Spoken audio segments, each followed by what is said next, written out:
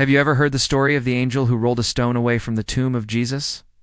You know, that classic Easter story? Well, today we're going to look at the angel, not so much at the resurrection, but at the angel.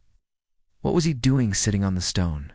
Why did he roll it away? Why did the guards shake in their sandals? Let's dive into the text and find out.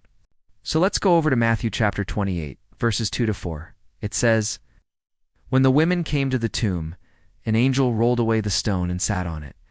His clothes were white as snow, and the guards shook with fear. The angel said to the women, 'Why do you look for the living among the dead?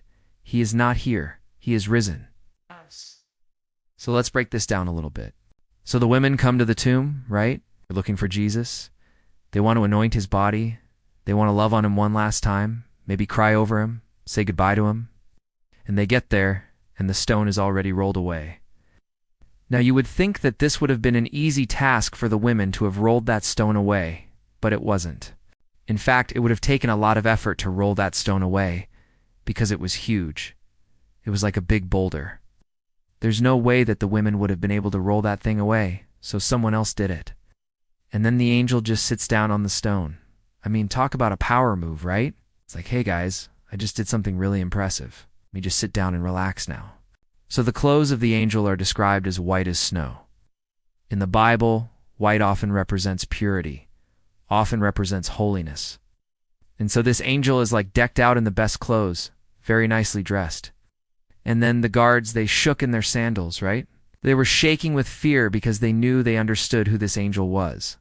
Angels are messengers from God, but they are also agents of God, and they do God's work, and they carry out God's will. And the guards knew that they had been a part of that, of carrying out God's will by guarding this tomb. Then the angel speaks, and he says to the women, "Why do you look for the living among the dead?" He's basically saying, you're looking in the wrong place. He says he is not here, is risen.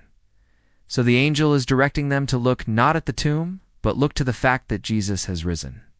The empty tomb is evidence of the resurrection, but the resurrection itself is the miracle. So let's take a moment to thank God that Jesus is alive. Let's take a moment to thank God that he conquered death. And let's take a moment to thank God that because Jesus is alive, we can be forgiven of our sin and have eternal life. That's what we celebrate this Easter season, that Jesus is risen. I hope this helps. I hope this inspires you. And until next time, thanks for watching.